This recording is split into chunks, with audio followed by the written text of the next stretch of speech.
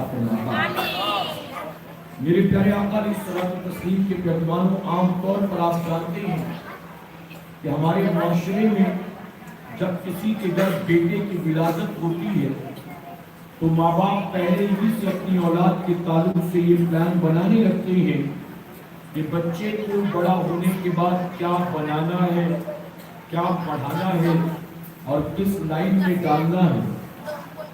یعنی بچپن ہی سے اس بچے کے تعلق سے ماں باپ بہت ساری دنیاوی امیدیں وابستہ کر دیتے ہیں، لیکن بہت کم لوگ ایسے ہوتے ہیں جو بچے کی ولادت کے ساتھ یہ پلان کرتے ہیں کہ میرا بیٹا ڈاکٹر بنے نہ بنے، انجینئر بنے نہ بنے، لیکن مجھے اپنے بیٹے کو اللہ اس کے رسول کا وفادار بنانا ہے، مجھے اپنی اولاد کو حافظ قرآن بنانا ہے، یا مجھے اپنی اولاد کو عالم دین بنانا ہے، یا مجھے اپنی اولاد کو دین کا قاضی بنانا ہے۔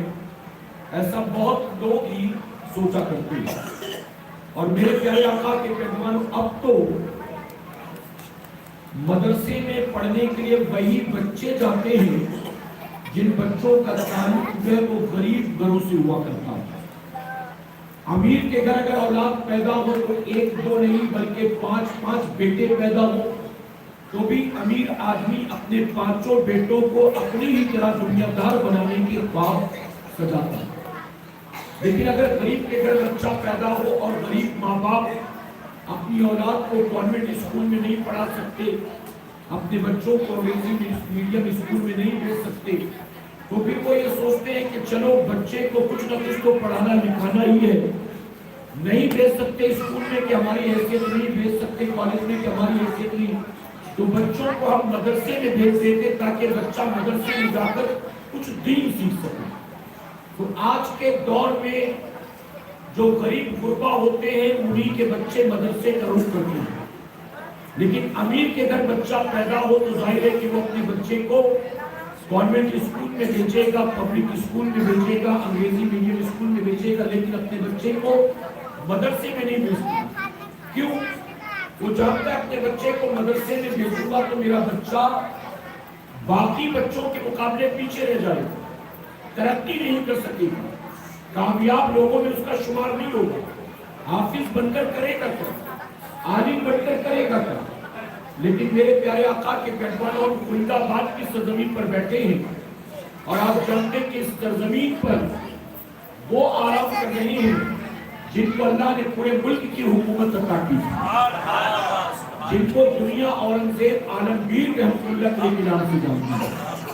اور اورنگزیب عالمگیر رحمۃ اللہ علیہ آپ جانتے ہیں وقت کے بادشاہ ہونے کے باوجود اپنے بیٹے کو مدرسے میں بھیج کر آپ حافظ قرآن بناتے ہیں۔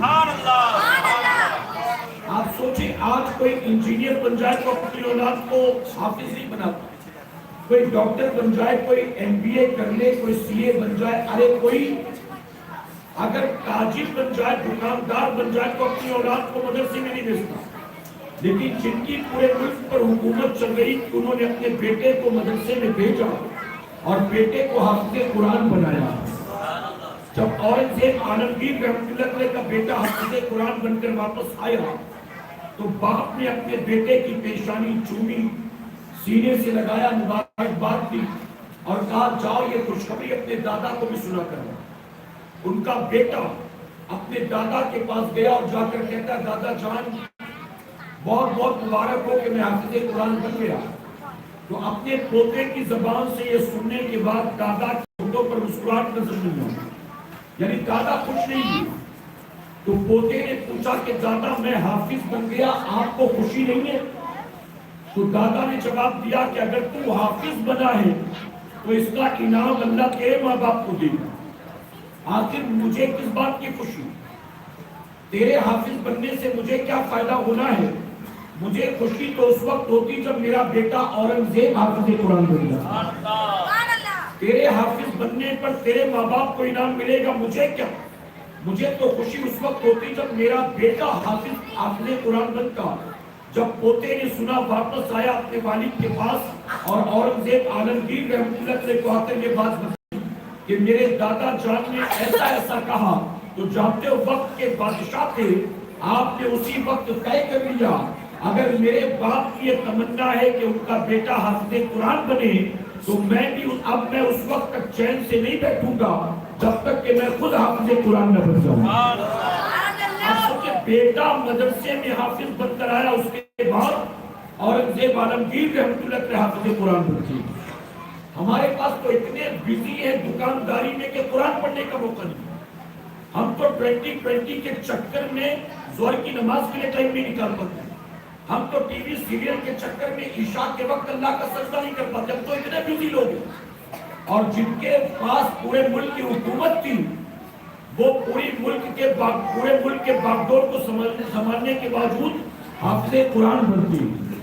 حافظ قرآن. اور میرے پیارے آقا کے کنجوانوں, حافظ قرآن آپ نے دنیا میں بہت سے دیکھے ہوں گے. آپ کو تراویح سنانے والے مل جائیں گے, مسجد میں امامت کرنے والے مل جائیں گے, مدرسے اور مکتب میں پڑھانے والے مل جائیں گے.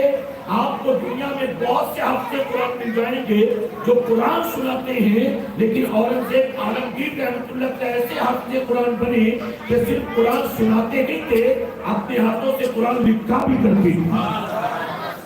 اتنے بڑے حافظ بن گئے. آپ ذرا سوچیں میرے پیارے آقا کے پیغمبر. اسی طرح سے یہ اورنگزیب عالمگیر رحمۃ اللہ علیہ, اسی طرح بادشاہ ہارون رشید, انہوں نے اپنے بیٹے کو مکتب میں بھیجا پڑھنے کے لیے. اب آپ جانتے ہیں یہاں علماء موجود ہیں, مفتی صاحب قبلہ موجود ہیں. بادشاہ ہارون رشید کی حکومت کے تعلق سے فرمایا گیا کہ سورج جہاں سے نکلتا تھا جہاں ڈوبتا تھا, یعنی مشرق سے مغرب تک جہاں تک نظر پڑتی تھی زمین کے اس حصے پر ہارون رشید کی حکومت ہوا کرتی تھی. اتنا بڑا بادشاہ تھا. اپنے بیٹے کو مکتب میں بھیجا پڑھنے کے لیے. ایک دن جب بچہ مدرسے میں تھا, ہارون رشید کی سواری کا گزر ہوا مدرسے کے قریب سے, تو ہارون رشید نے دیکھا کہ استاد وضو کر رہے ہیں اور ان کا بیٹا جو ہے استاد کو وضو کا پانی دے رہا ہے, یعنی وہ پانی ڈال رہا ہے, ان کے استاد جو ہے وضو کر رہے ہیں. تو آپ اپنی سواری سے نیچے اترے, قریب کے استاد کو, اور قریب جا کر کہا مجھے آپ سے یہ امید نہیں تھی, یہ جو آپ کر رہے ہیں مجھے آپ سے یہ امید نہیں تھی. استاد نے سمجھا کہ بادشاہ وقت کے بیٹے سے نوکری کروا رہا ہوں, خدمت کروا رہا ہوں. شاید اس بات پر بادشاہ وقت ناراض ہو گئے. انہوں نے کہا مجھے نہیں پتا تھا, میں نے تو بحیثیت شاگرد اس سے کہا کہ مجھے پانی ڈال دے, میں وضو کر لوں. میں نے یہ نہیں سوچا کہ کس کا بیٹا اس کا باپ کتنا بڑا بادشاہ. میں نے تو شاگرد سمجھ کر اپنی خدمت کے لیے بلایا. مجھے نہیں پتا تھا کہ اس کے خدمت سے آپ ناراض ہوتے, ورنہ میں کبھی آپ کے بیٹے سے یہ کام نہ لیتا. تو ہارون رشید کہتے میں اس لیے ناراض نہیں ہوں کہ آپ میرے بیٹے سے وضو کا پانی ڈلواتے ہیں. میں نے اپنے بیٹے کو یہاں تربیت کے لیے بھیجا ہے. آپ نے میرے بیٹے کو یہ کیوں نہیں سکھایا کہ ایک ہاتھ سے وہ پانی ڈالے اور دوسرے ہاتھ سے آپ کا پاؤں دھلائے. اس کے پانی ڈالنے سے میں ناراض نہیں ہوں. میرا بیٹا پانی ڈالتا ہے, آپ پاؤں دھوتے ہیں, آپ اس کو سکھائیں کہ پانی بھی یہی ڈالے گا, پاؤں بھی آپ کا یہی دھوئے گا. اس کو یہ سکھایا. آپ ذرا سوچیں وہ کون سا دور تھا جب وقت کے بادشاہ شہنشاہ بھی اپنی اولاد کو مکتب اور مدرسے میں دین سیکھنے کے لیے بھیجا کرتے تھے. کیوں بھیجتے تھے؟ اس کی وجہ کہ ان کے پاس دنیا بہت تھی. وہ اپنی اولاد کو دنیا دار نہیں بنانا چاہتے تھے. ان کی آرزو یہ نہیں تھی کہ میرا بیٹا بادشاہ بنے گا, دنیا دار بنے گا تو حکومت اور وسیع ہو جائے گی, اور بھی دو چار گاج جو ہے ہمارے قبضے میں آ جائیں گے. ان کے پاس دنیا بہت تھی, اپنے بیٹوں کو وہ آخرت کے لیے تیار کیا کرتے تھے. اور میرے پیارے آقا کے پیغمبروں, یہ جو آپ 3 بچے حافظ قرآن بنے, آپ جانتے ہیں یہ حافظ قرآن جو بنے ہیں انہوں نے کوئی معمولی کارنامہ انجام نہیں کیا, بہت بڑا کارنامہ انجام دیا. آپ بتائیے وہ قرآن آپ سن لیتے مجھ سے پیش کر, وہ قرآن جس کا بوجھ اٹھانے کے لیے دنیا کے پہاڑ تیار ہیں. پہاڑ اللہ کی بارگاہ میں عرض کریں کہ مولا اگر تو قرآن کو ہم پر نازل کرے گا ہم ریزہ ریزہ ہو جائیں گے, ہم ٹکڑے ٹکڑے ہو جائیں گے. اے اللہ ہم اس کا بوجھ نہیں اٹھا سکتے. ارے جس قرآن کے بوجھ کو اٹھانے کے لیے زمین پہاڑ تیار نہ ہو, مسلمانوں کے 10-12 سال کے بچے اس پورے قرآن کو اپنے سینے میں محفوظ کرتے ہیں. یہ کوئی معمولی کام ہے؟ بولا بتاؤ.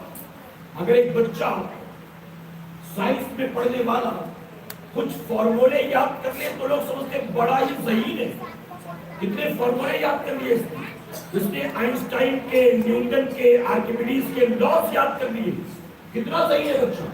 میرے پیارے آقا کے پیغمبروں، ارے دنیا کے سائنسدانوں کے بنائے ہوئے فارمولے، ان کے بنائے ہوئے لا اگر کوئی یاد کر لے تو دنیا اسے انجینئر کہتی ہے، سائنٹسٹ کہتی ہے، اسے صاحب کمال کہتی ہے. آپ ذرا سوچیں کہ وہ قرآن جو اللہ نے اپنے حبیب پر نازل فرمایا ہے، اور دنیا کے جتنے علوم ہیں، آج دنیا میں جتنے علوم پائے جاتے ہیں، ان تمام علوم کا اصلی سرچشمہ جو ہے وہ قرآن مقدس ہے. بتائیے نا، دنیا کے سارے علوم نکلے ہیں تو قرآن ہی سے نکلے. اور وہ بچہ جو پورا قرآن اپنے سینے میں محفوظ کر لے، وہ بچہ ظاہر ہے کہ دنیا کے ڈاکٹر انجینئر سے زیادہ صاحب کمال ہے. یہ بات اور ہے، میں معذرت کے ساتھ کہوں گا، یہ بات اور ہے کہ ہمیں ان کی اہمیت نہیں معلوم، ہمیں ان کا مقام نہیں معلوم. ایک حافظ قرآن ہمیں دیکھنے میں غریب نظر آتا ہے، کمزور نظر آتا ہے، مجبور نظر آتا ہے، ہمیں تنگ دست نظر آتا ہے. لیکن ہمیں کیا پتا کہ ہماری نگاہوں میں جس کی کوئی اہمیت نہیں، اللہ اس کے رسول کے نزدیک اس کا مقام کتنا بلند و بالا ہے. میرے پیارے آقا کے پیغمبروں، ان بچوں نے تو پورا قرآن حفظ کیا. فرمایا کہ اگر بچہ مکتب میں جاتا ہے اور مکتب میں جا کر پہلی بار بسم اللہ پڑھتا ہے، توجہ ہے نا آپ کی، بچہ مکتب میں گیا اور پہلی بار اس نے بسم اللہ پڑھا، یعنی آج پہلا دن تھا، آج اس کی بسم اللہ خوانی ہوئی. جب پہلی بار بچہ بسم اللہ پڑھتا ہے تو فرمایا کہ اللہ فوراً 3 لوگوں کی بخشش فرما دیتا ہے. بچے کے بسم اللہ پڑھتے 3 لوگوں کی بخشش. وہ 3 لوگ کون؟ سب سے پہلے فرمایا کہ بچے کے ماں باپ کی بخشش ہو جاتی ہے، اس کے بعد اس بچے کے استاد کی بخشش ہو جاتی ہے، اس کے بعد اس بچے کی بخشش ہو جاتی ہے. اب ذرا سوچیں کہ صرف بسم اللہ پڑھ کر یہ بچہ 3 لوگوں کو جنت میں لے گیا.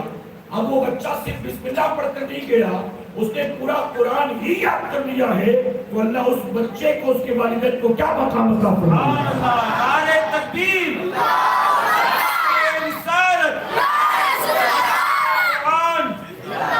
فرمایا گیا جو حافظ قرآن ہوں گے نا، حافظ قرآن کے ماں باپ کے سروں پر اللہ کی طرف سے ایک پروٹوکول ہے. حافظ قرآن کے ماں باپ کے لیے اللہ نے یہ پروٹوکول مقرر کر دیا. حافظ قرآن کے ماں باپ کے سروں پر قیامت کے دن ایسا تاج رکھا جائے گا کہ جس کی روشنی چاند اور سورج کی روشنی کو پھیکا کرتی ہوئی نظر آئے گی، چاند سورج کی روشنی کو مات دیتی نظر آئے گی. ایسا تاج آج ہم نے ان بچوں کے سروں پر کپڑے کی دستار رکھی ہے. ہم نے 100-150 روپے میٹر کے کپڑے کے امامہ ان کے سر پر باندھا.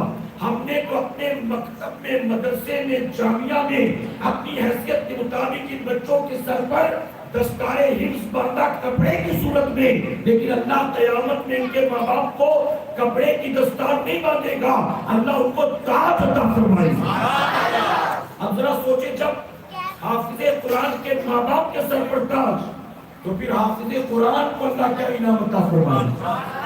میرے آقا فرماتے جس نے میرے قرآن کو پڑھا اور قرآن کے حرام کو حرام جانا اور قرآن کے حلال کو حلال جانا، یعنی صرف پڑھا نہیں، عمل کیا، قرآن کو پڑھا اور قرآن کے حرام کو حرام، قرآن کے حلال کو حلال جانا، کل قیامت کے دن وہ بندہ اپنے خاندان کے ایسے 10 افراد کو اپنے ساتھ جنت میں لے جائے گا جن پر جہنم واجب ہو چکی ہو، جن پر جہنم، سمجھے نہیں شاید آپ، ارے وہ لوگ جن پر گناہوں کی وجہ سے جہنم واجب ہو چکی ہوگی، وہ بندہ جو حافظ قرآن ہوگا، جو قرآن پر عمل کرنے والا ہوگا، کل قیامت کے دن اپنے خاندان کے ایسے 10 افراد کو کی شفاعت کرا کے انہیں جنت میں لے کر جائے گا. میرے پیارے آقا کے پیغمبروں ذرا سوچے، کبھی کبھی میں سوچتا ہوں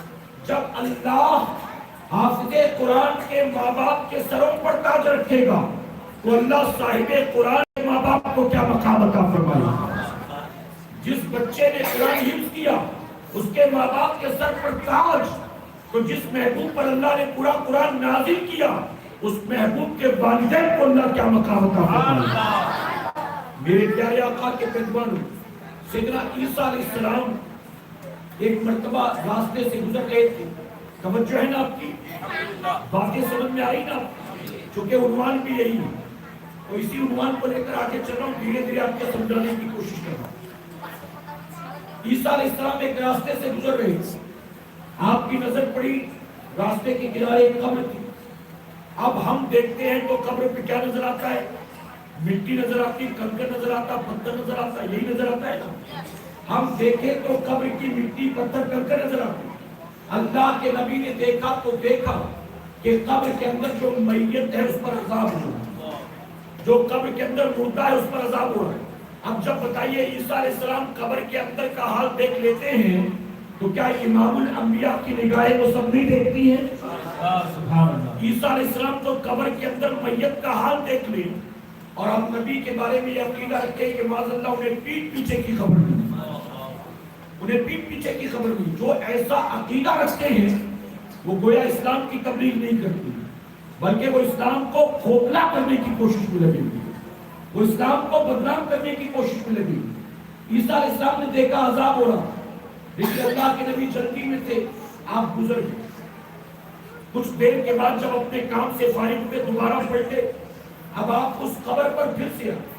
اب نیت یہ تھی کہ قبر پر عذاب ہو رہا تھا، چلوں چل کر کچھ دعا کر دوں، اس کے لیے فاتحہ پڑھ دوں تاکہ قبر کا عذاب اٹھا لیا جائے۔ آپ دوبارہ پلٹ کر آئے اس کی قبر پر، تو جب دوبارہ آئے تو دیکھ کر حیران، جا رہے تھے تو عذاب ہو رہا تھا، واپس آئے تو اب اسی کی قبر جنت کا باغ بن چکی ہے۔ پلٹ کر آئے تو قبر جنت کا باغ، جنت کا بستر لگا، جنت کی کھڑکی کھلی، ٹھنڈی ٹھنڈی ہوائیں آ رہی۔ اللہ کے نبی دیکھ کر پریشان، اللہ کی بارگاہ میں عرض کرتے مولا کچھ دیر پہلے گیا تو عذاب ہو رہا، اب لوٹا تو قبر جنت کا باغ بن چکی، تھوڑی دیر کے اندر اس نے کون سی نیکی کر لی؟ کیا کر لیا ایسا کہ تو نے قبر کے عذاب کو ہٹا دیا، جنت بنا دیا؟ کیا کیا اس نے؟ آواز آتی عیسیٰ اس نے کچھ نہیں کیا۔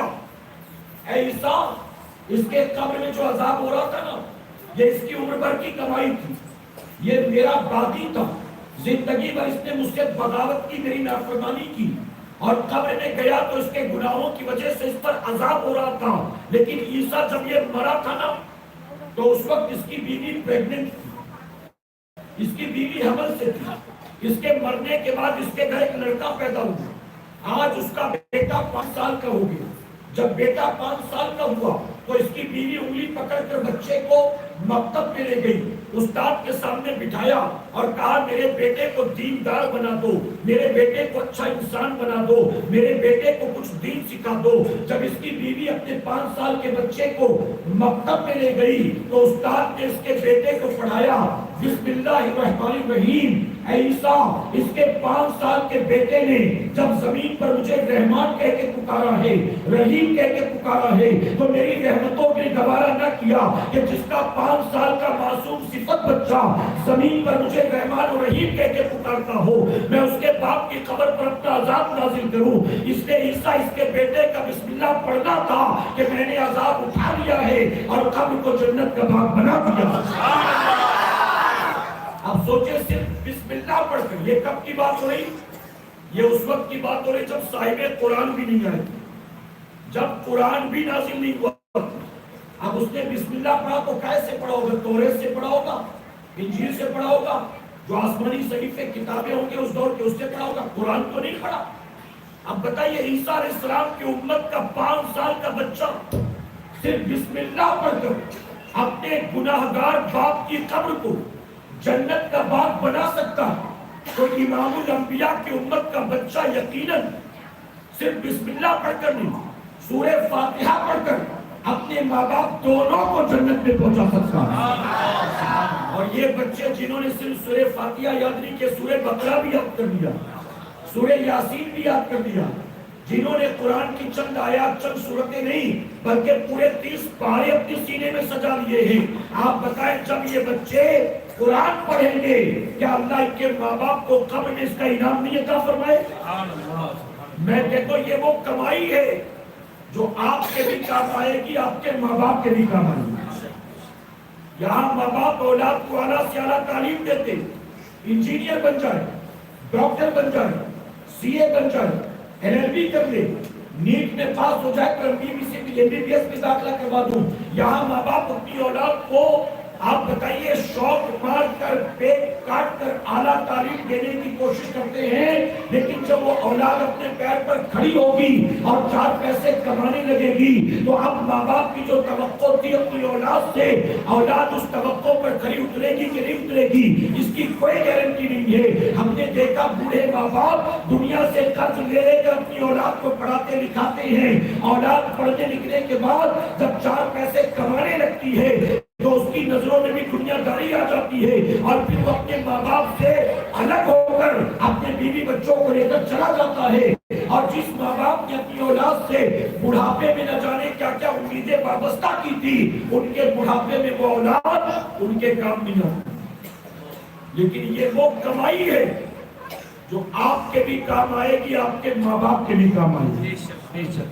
بلکہ میرے پیارے آقا کے پیغمبروں, ماں باپ کے دنیا سے رخصت ہونے کے بعد آپ جانتے حدیث مبارکہ میں آتا ہے جب ایک انسان مرتا تو مرتے ہی اس کا نام اعمال سمیٹ دیا جاتا ہے.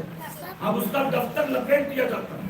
اب قبر میں جا کر نہ کوئی نیکی کر سکتا ہے نہ قبر میں جا کر کوئی بدی کر سکتا ہے. کیا بتاؤ قبر میں جا کر گالی دے سکتا ہے کسی کو, غیبت کر سکتا ہے, اچھا قبر میں جا کے تسبیح پڑھ سکتا ہے, سجدہ کر سکتا ہے, صدقہ دے سکتا ہے؟ کچھ بھی نہیں. نیکی بدی کا دفتر سمیٹ دیا گیا. اب وہ اپنے بلبوتے کچھ نہیں کر سکتا. لیکن فرمایا کیا جیتے جی وہ بندہ کچھ ایسے کام کر لے جائے جن کاموں کو صدقہ جاریہ کہا جاتا, تو قبر میں جانے کے بعد بھی اللہ اس کے اس نیک کام کا صلہ اس کو قبر میں بھی عطا فرمائے. وہ کون کون سے کام؟ بہت ساری چیزیں, لیکن میں مختصراً 2-3 چیزیں سمجھاتا ہوں. آپ اس وقت اس مدرسے میں بیٹھے ہوئے, اس مدرسے کی تعمیر میں, اس مدرسے کو چلانے میں, اس مدرسے میں پڑھنے والے بچوں کو کھلانے پلانے میں جتنے لوگ بھی شریک ہو رہے ہیں, شروع سے لے کر آخر تک اس کار خیر کا حصہ جتنے لوگ بنے, اب اگرچہ 2, 4, 5, 10 سال میں جب تک کہ اللہ نے زندگی لکھی وہ مر کر دنیا سے چلا جائے گا, لیکن جس کام کا آغاز اس نے کیا جب تک وہ کام جاری و ساری رہے گا اللہ اس کام کا انعام اسے بھی قبر میں عطا فرمائے گا. نعرہ تکبیر, نعرہ رسالت. اگر مان لیجئے مدرسہ شروع کیا گیا اور داخلہ ہوا 12 بچوں, 2 سال کے بعد وہی 12 بچے 30 ہو گئے, پھر 2 سال کے بعد 60 بچے ہو گئے, پھر 4 سال کے بعد 100 بچے ہو گئے, تو اب آپ نے شروع کیا تھا 12 بچوں سے, اب 120 بچے ہو گئے ہیں, آپ کو 12 ہی کا ثواب نہیں ملے گا. اب اس مدرسے میں 120 بچے, اس مدرسے سے جتنے لوگ جب تک فائدہ اٹھاتے رہیں گے اس کی بنیاد رکھنے والے, اس کی خدمت کرنے والے, زمین دینے والے, دیکھ ریکھ کرنے والے, وہاں مدرسے میں اپنی حلال روزی کا مال خرچ کرنے والے, اللہ سب کو ان کی قبروں میں بھی اس کا اجر عطا فرمائے. رب کے خزانے میں کوئی کمی نہیں. اچھا یہ تو مرنے کی بات ہے, جیتے جی مثال تمہیں, میں لاک ڈاؤن سے پہلے گجرات کے علاقے میں گیا, راجستھان کے علاقے میں گیا, دستار بندی کا جلسہ تھا. وہاں پر جو مدرسے کے ناظم اعلیٰ تھے وہی جامع مسجد کے امام بھی تھے, اور وہ اسی گاؤں کے, اسی گاؤں, اس گاؤں کا نہ کوئی حافظ نہ کوئی عالم کوئی نہیں, وہ کسان لوگ تھے, مزدوری محنت مشقت کرتے تھے, اپنے بچوں کو بھی پڑھاتے لکھاتے نہیں تھے, وہ بھی اسی کام میں لگاتے تھے. وہ مولانا صاحب کہنے لگے ایک بار امیر سنی دعوت اسلامی ہمارے علاقے میں بیان کے لیے آئے اور ہمارے گاؤں کے حالات دیکھ کر امیر سنی دعوت اسلامی نے اپنی تقریر میں کہا تھا کہ آپ اپنے گاؤں کے بچوں کو صرف مزدور نہ بنائیں, صرف کسان اور نوکر نہ بنائیں, اپنے گاؤں کے کچھ بچوں کو حافظ بھی بنا دیں. عالم بھی بنا دے. اگر آج آپ نے یہ کام شروع کیا تو آپ کے گاؤں کے وہی بچے آپ کے پورے گاؤں کے ماحول کو سنوار دیں گے, اور وہی آپ کے گاؤں کے بچے آپ کے گاؤں میں آنے والی نسلوں کے ایمان و عقیدے کے محافظ بن جائیں گے. تو کہتے اس تقریر کو سننے کے بعد میرے باپ نے مجھے مدرسے میں بھیجا. میرے والد نے مجھے اس تقریر کو سننے کے بعد میرے والد پر اتنا اثر ہوا کہ میرے والد نے مجھے مدرسے میں بھیجا. وہ کہتے میں مدرسے میں گیا, پڑھ کر آیا.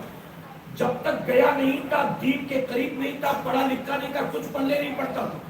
جب پڑھ کر آیا تو پڑھ کر آنے کے بعد پھر میں نے گاؤں والوں کو بتایا کہ ہماری جامع مسجد میں جو بندہ 16 سال سے امامت کر رہا ہے سنی بن کر, وہ سنی نہیں ہے. اللہ اکبر. وہ کہتے اگر میں نہ پڑھ کر آتا تو پورا گاؤں اسی کے پیچھے, عید بھی پڑھ رہا تھا, بکرا بھی عید بھی پڑھ رہا تھا, اسی سے قربانی بھی کروا رہا تھا, اسی کو زکات بھی دے رہا تھا, اسی کو فطرہ بھی دے رہا تھا. پورا گاؤں اسی کے پیچھے پیچھے چل رہا تھا. کیوں؟ کیونکہ انتوں میں کانا راجا, کوئی اور تھا ہی نہیں. کہتا میں پڑھ لکھ کر آیا تو میں نے لوگوں کو بتانا شروع کیا. پھر انہوں نے کہا میں سمجھ گیا کہ اس کو یہاں سے نکالنا, کیونکہ 16 سال میں اس نے سب کو اپنا بنا لیا تھا, اس کو نکالنا آسان کام نہیں. بہرحال انہوں نے کہا بہت محنت کی, لاٹھی ڈنڈے چلے, گالی گلوچ, پولیس اسٹیشن, سب کچھ, آخرکار اس کو نکال دیا گیا. پھر میں نے امامت کا مصلہ سنبھالا اور اس کے بعد چھوٹا سا مکتب شروع کیا. گاؤں والے مجھ سے عداوت رکھتے تھے, کوئی میری طرف پلٹ کر بھی نہیں آتا تھا. پھر دھیرے دھیرے میں نے لوگوں کا ذہن بنایا. کئی سالوں کی محنت کے بعد بچوں کو حفظ کرانا میں نے شروع کیا. آج الحمدللہ 3 بچوں کی دستار بندی ہو رہی ہے. اس سے پہلے بھی میں 2 بچوں کی دستار بندی کر چکا ہوں. اب یہ ساری باتیں انہوں نے بتائی اور بتانے کے بعد کہا اب حضرت آگے نہیں, میں نہیں بولوں گا, اب آگے گاؤں والے بولے. میں نے کہا گاؤں والوں سے کیا سننا ہے؟ تو مولانا نے کہا گاؤں والوں تم بتاؤ, جب تمہارے گاؤں میں مکتب نہیں تھا, مدرسہ نہیں تھا, تمہاری مسجد میں کوئی سنی امام نہیں تھا, تو تمہارے گاؤں کے حالات کیسے تھے؟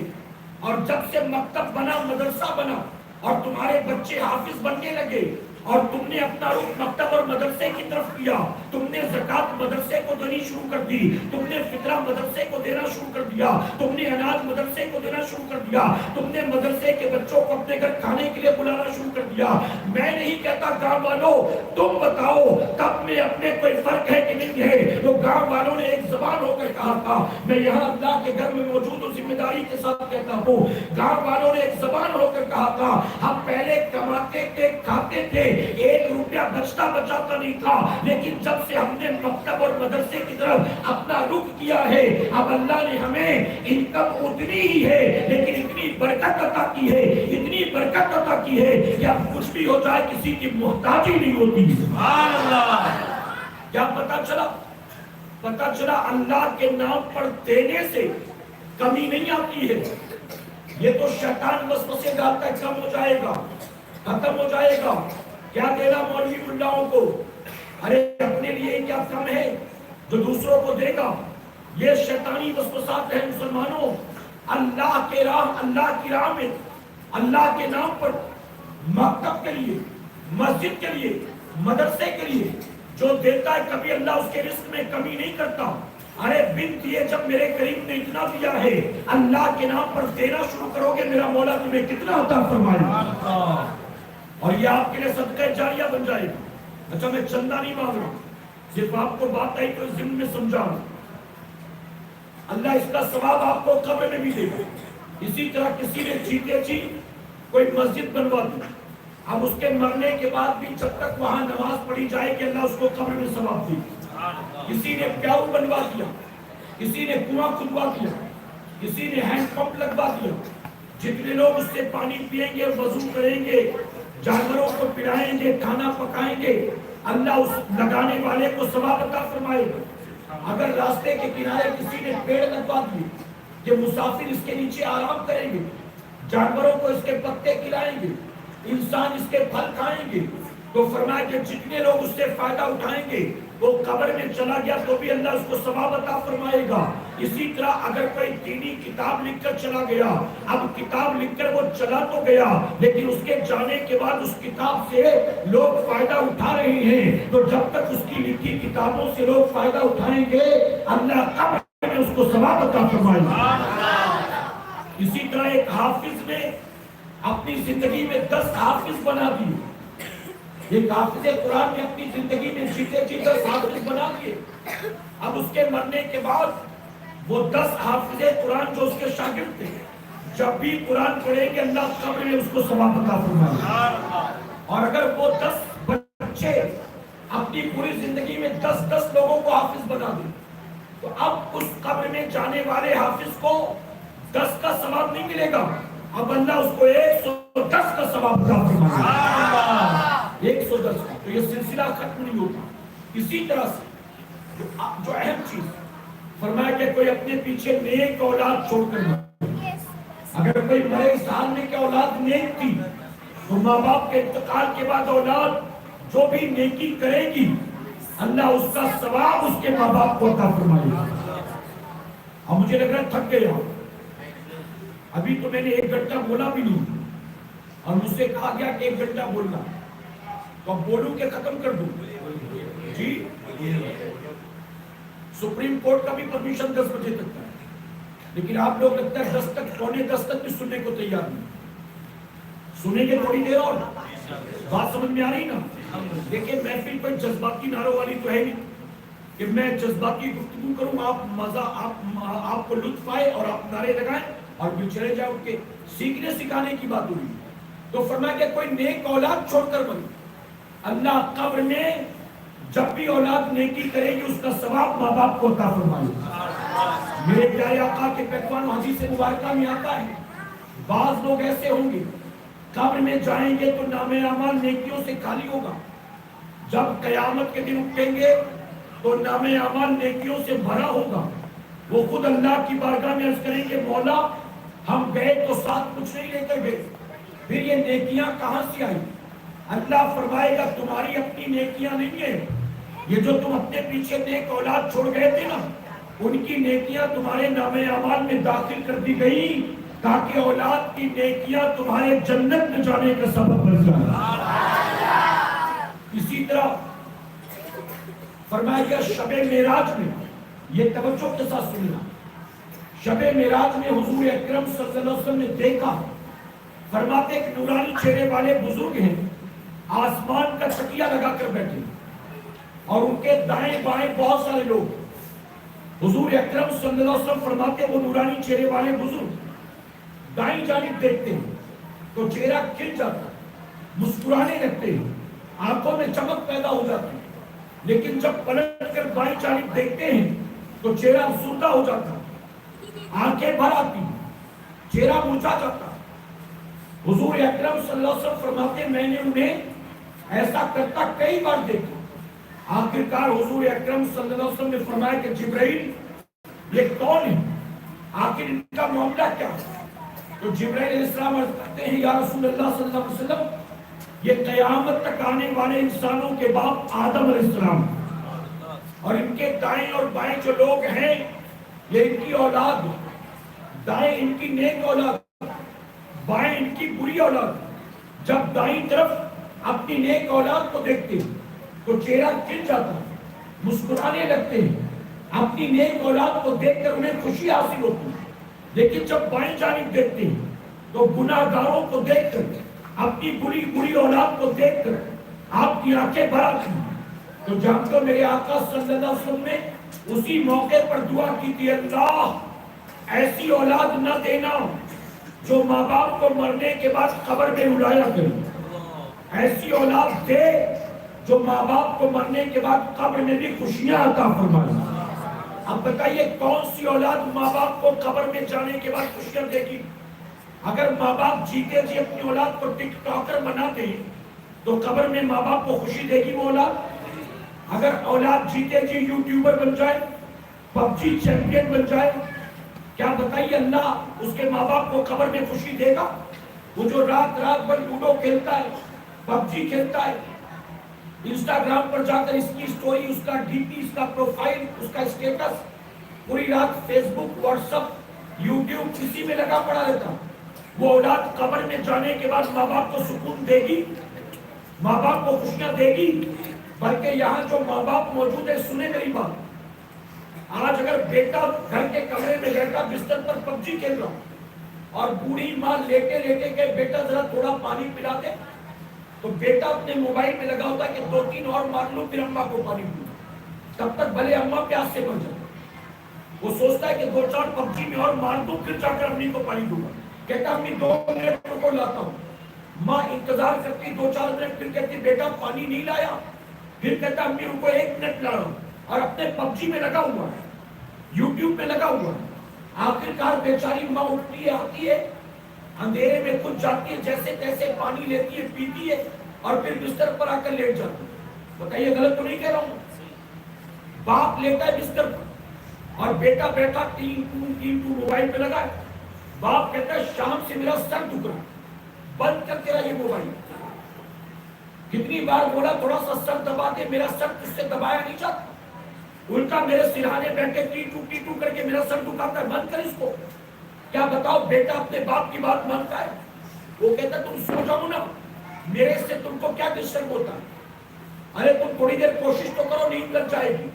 باپ کہتا ہے بیٹا شام سے سر درد ہو رہا ہے، تھوڑا دبا تو دے، کوئی گولی گھر میں ہے تو دوا تو دے دے، لیکن بوڑھے باپ کی طرف جھانکنے کو تیار نہیں۔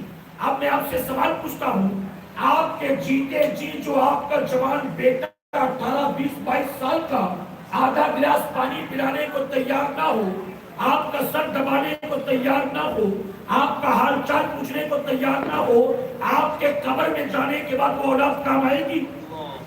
وہ کام آئے گی؟ میں کہتا ہوں تم نے جنہیں اپنی طرح دنیا کا لالچی کتا بنا دیا، وہ اولاد نہ آپ کے جیتے جی کام آئے گی، نہ آپ کے مرنے کے بعد کام آئے گی، لیکن خوش نصیب ہے وہ ماں باپ جنہوں نے اپنے چھوٹے چھوٹے بچوں کو اپنے گھروں سے نکال کر اس مدرسے میں بھیج دیا، مکتب میں بھیج دیا۔ یقیناً یہی وہ بچے ہیں جو ماں باپ کے جیتے جی بھی کام آئیں گے اور ماں باپ کے مرنے کے بعد بھی انہیں کام آئیں گے۔ اب آپ مجھے بتائیں یہ بچے جو مدرسے میں آئے، یہ بچے جو مدرسے میں آئے حافظ بننے، عالم بننے، کیا سوچ کر آئے تھے؟ ماں باپ نے کیا سوچ کر بھیجا تھا؟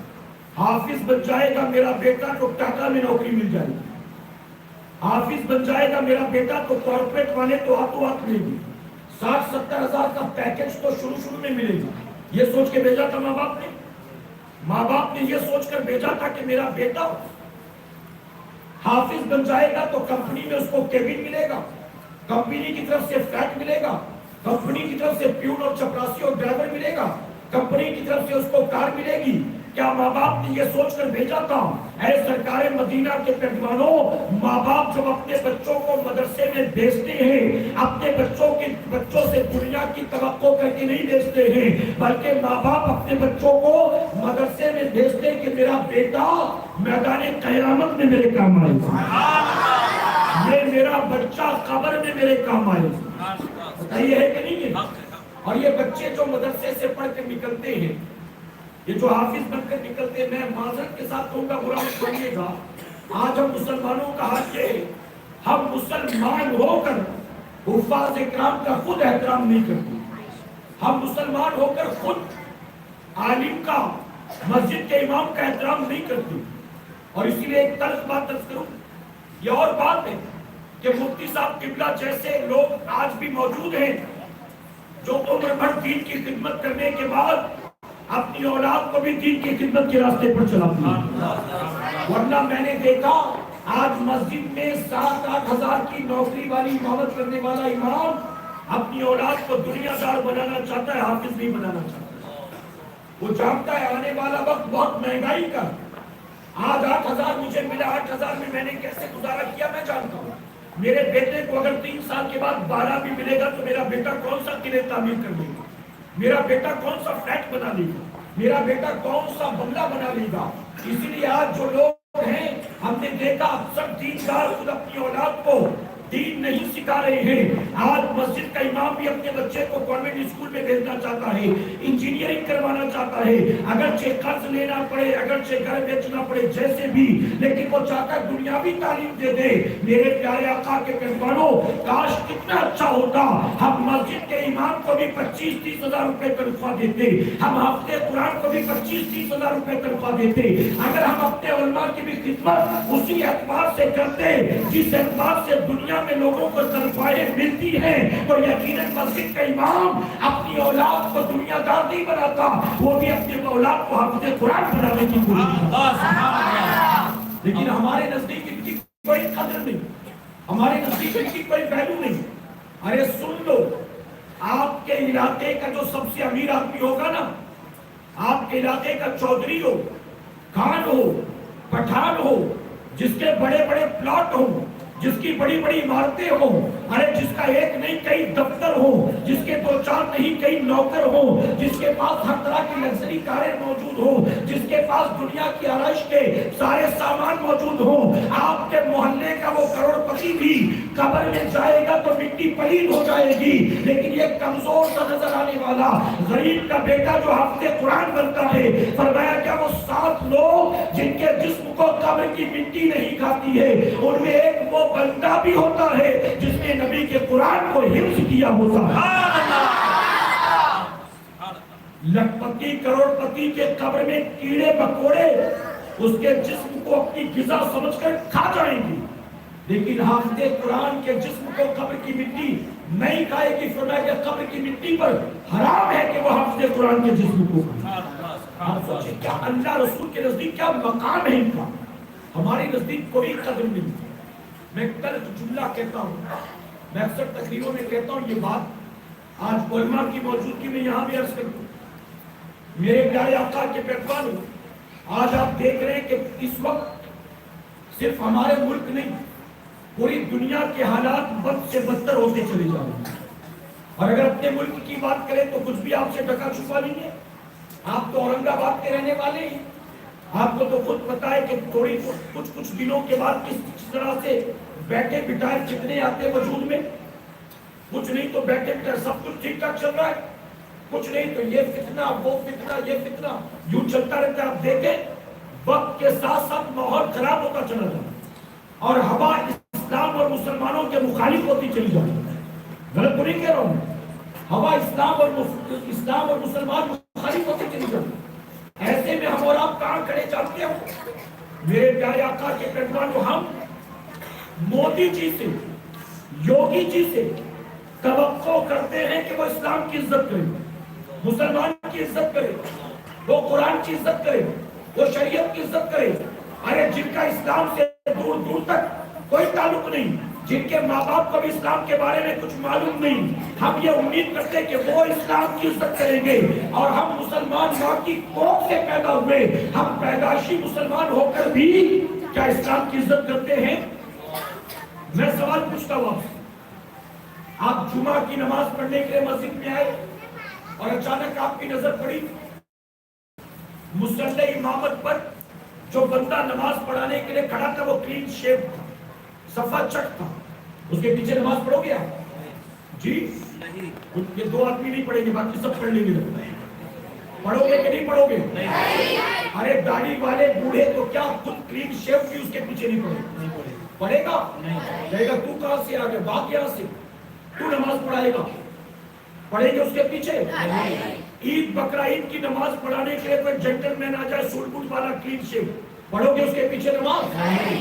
آپ کے ابا کی نماز جنازہ پڑھانے کے لیے کوئی کلین شیو آ جائے, پڑھنے دو گے اس کو؟ نہیں. 5 وقت نماز پڑھنا ہو تو امام داڑھی والا چاہیے, جمعہ پڑھنا ہو, عید بقرہ عید کی نماز پڑھنا ہو تو امام داڑھی والا چاہیے, نکاح پڑھانا ہو تو پڑھانے والا داڑھی والا چاہیے, نماز جنازہ پڑھانا ہو تو پڑھانے والا داڑھی والا چاہیے. آپ کے گھر میں قرآن خوانی ہو تو قرآن پڑھنے والے فاتحہ والے داڑھی والے ہونے چاہیے. میلاد کی محفل ہو تو داڑھی والا چاہیے.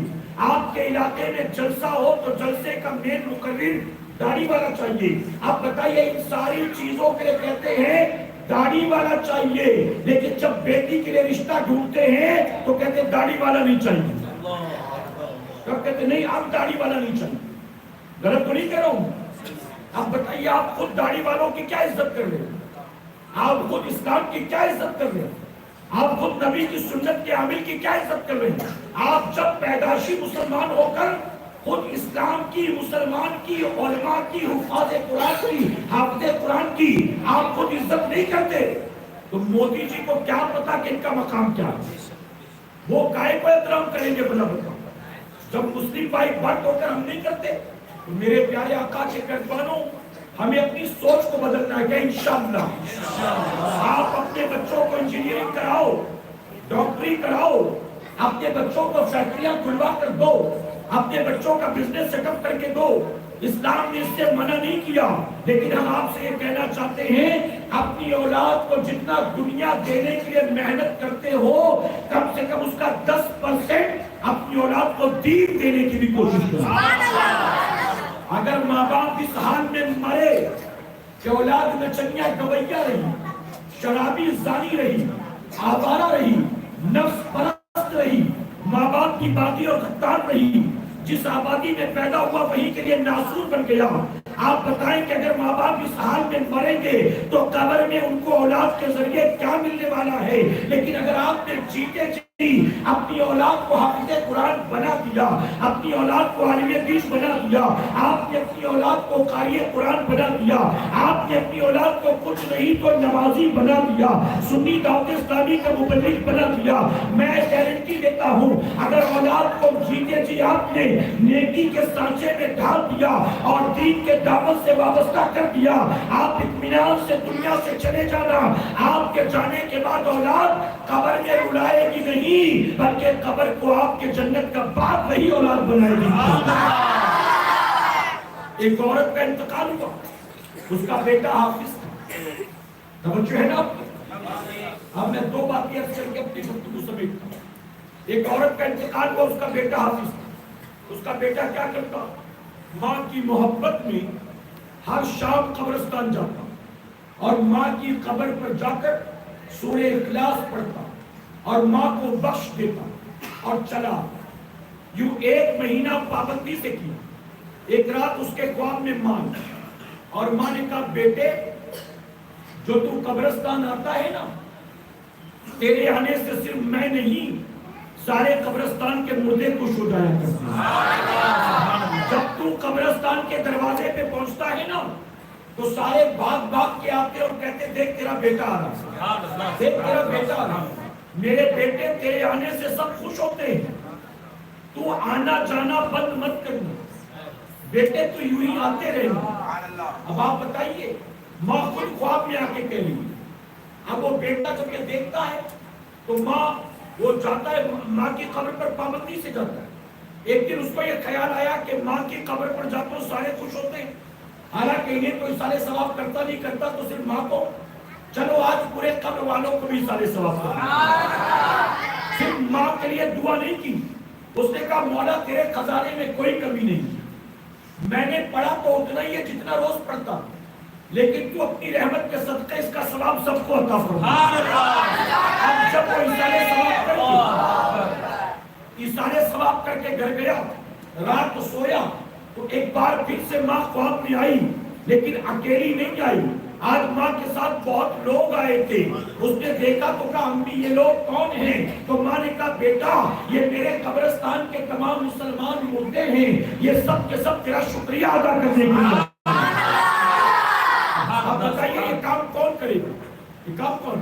ایک بزرگ فرماتے میں کہیں سفر پر تھا، آرام کے لیے میں قبرستان میں درخت کے نیچے درخت کے سائے میں سو گیا. فرماتے درخت کے سائے میں سویا، میری آنکھ لگی تو میں نے دیکھا کہ قبر کے سارے مردے قبر سے باہر نکل کر کوئی چیز آپس میں تقسیم کر رہے، کوئی چیز آپس میں بانٹ رہے. وہ کہتے میں حیران، میں نے ایک مردے سے پوچھا کیا قیامت آ گئی؟ کیا حساب کتاب کے لیے قبروں سے نکالا گیا؟ تو اس نے جواب دیا نہیں، قیامت نہیں آئی. 1 سال پہلے اللہ کا ایک نیک بندہ یہاں سے گزر رہا تھا، اس کی نظر پڑی کہ یہاں قبرستان ہے، تو اس نے آ کر ایک بار سورہ اخلاص پڑھا، ایک بار قل اللہ شریف پڑھا، اور پڑھ کر ہم قبر والوں کو اثال ثواب کر دیا. اس قبرستان میں 300 مردے ہیں, 1 سال ہو گیا, اس کا ایک سورہ اخلاص جو پڑھنا تھا اب تک وہ ختم نہیں ہوتا. اسی کا ثواب ہم آپس میں ایک دوسرے سے بانٹ رہے ہیں. اب سوچے کوئی نیک چلا جائے قبرستان سے, ایک بار سورہ اخلاص پڑھ کر اگر بخش دے تو 300 قبر والوں کی نجات ہو جاتی ہے. اب جس نے اپنی اولاد ہی کو حافظ بنا دیا ہوگا, آپ بتائیں اس کے ماں باپ کو اللہ کیا مقام عطا فرمائے.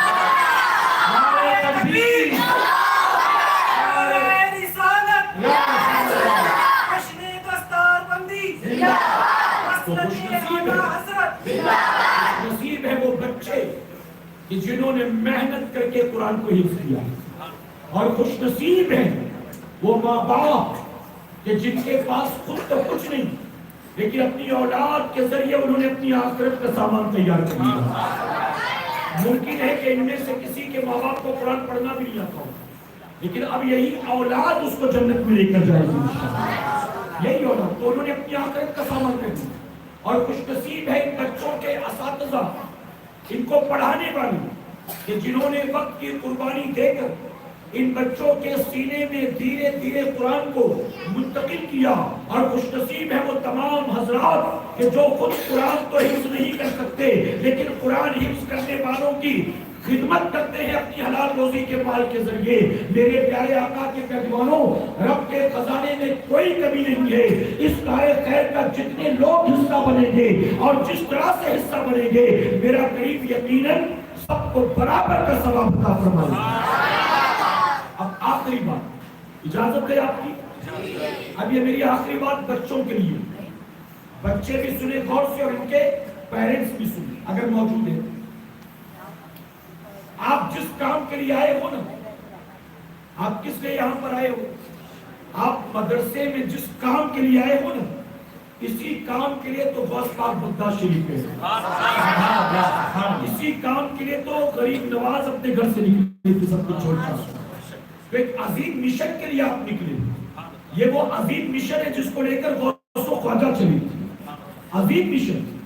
غوث پاک ولی نہیں ہے صرف, سارے ولیوں کے امام, سبحان اللہ, سارے ولیوں کے امام. اور غوث پاک خود فرماتے جب میں بغداد کے مدرسے میں زیر تعلیم تھا تو میری کنڈیشن یہ تھی کہ پڑھائی ختم ہوتی تو میں اپنی بھوک مٹانے کے لیے بغداد کے جنگلوں کی طرف چلا جاتا. کبھی درختوں کے پتے کھا کر گزارا کرتا, کبھی گری